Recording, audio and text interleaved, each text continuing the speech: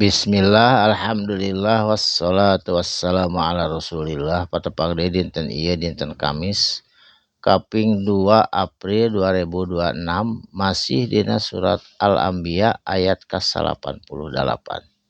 A'udzubillahi minasyaitonirrajim. Bismillahirrahmanirrahim. Innakum sa'nyana ari anjeun kabeh jalma-jalma kafir, jalma-jalma musyrik anu menyembah selain ti Allah, ka berhala atawa ka seuneu atawa kana naon wae nu diacong-acong make seuneu, tah eta menyembah ka salian ti Allah. Wa ma ta'buduna jeung naon anu disembah ku anjeun kabeh min dunillahi selain ti nyembah ka Gusti Allah, selain ti ibadah ka Gusti Allah. Hasabu eta bakal jadi suluh atanapi kayu bakar jahannama neraka jahanam. Antum bari anjeun kabeh laha kana eta neraka jahanam wariduna bakal diasupkeun sabab kamusyrikan, kadorakaan, kakafiran anjeun ka Allah Subhanahu wa taala. Saterasna laukana lamun bukti haula naon eta perkara berhala alihatan anu disembah ku anjeun, lamun bukti eta berhala bener-bener Allah, bener-bener pangeran anu yakin kudu disembah, mawaroduha tangtuna moal ngasupkeun hak kana neraka jahanam, bakal ngabelaan tapi boro-boro ngabelaan nu puguh mah duanana nu nyembah jeung nu sembah, wa kullun sakabehanana nu nyembah jeung nu disembah fiha dina eta neraka jahanam diasupkeun jadi suluh khaliduna bari langgeng kekal khaliduna saumur-umur langgeng. Saterasna lahum jeung eta tetep pikeun jalma-jalma ahli neraka fiha dina itu neraka jahanam jafirun merintih kesakitan, menyesal tiada henti, hayang balik deui ka dunya moal tiasa. Wahum jeung eta tetep pikeun itu jalma-jalma fiha dina neraka jahanam la yasmauna henteu bakal nguping sesuatu pikabungaheun, pikasediheun jeung bletokna ramena seuneu anu ngagugudag. Tah eta kudu emut. Ya Allah, ulah musyrik ka Allah, ulah murtad ka Allah, sok komo bari nyembah salianti ka Gusti Allah.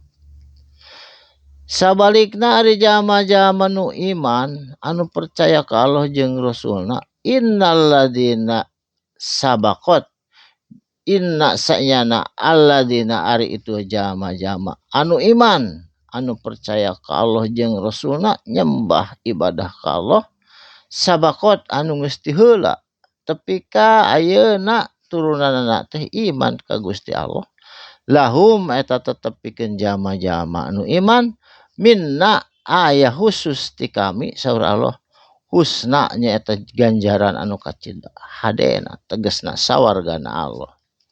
Ulaika jeung ari itu sawargana Allah anha tina naon ramena neraka jahanam seuneu anu ngagugudag di neraka jahanam mubaduna dijauhkeun tina ramena neraka, dijauhkeun ku Allah dina kanikmatan sawargana Allah. Jadi neraka jahanam teh rame ka kuping sing beletok ngagedur seuneu tapi da ku Allah ditebihkeun teu ka kuping nanaon nikmat we dina sawargana Allah pikeun jalma-jalma nu iman.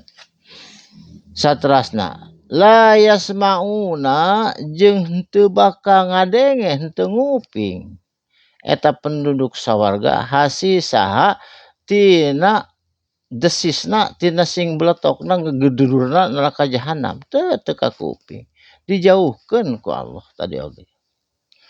Wahum jeung eta tetep pikeun jalma-jalma anu penduduk sawargana Allah fi mastahat tina naon perkara astahat anu dipikahayang kumaha geus sadia di dinya naon ogenan asal hayang langsung aya disadiakeun ku Allah anfusahum pikeun dirina itu jama-jama anu soleh khaliduna bari langgeng aya di lebetna la yahjunuhum jeung henteu bakal jadi kasedihan fajaun anu bakal ngaruaskeun al akbaru anu gede henteu jadi sedih henteu jadi matak cangcaya tina karuas anu gede di akhirat sabab manehna geus iman wa tatallaqhum jeung disambut ku para malaikat al malaikatu tegasna para malaikat hada yaumakum bari pok malaikat nyarios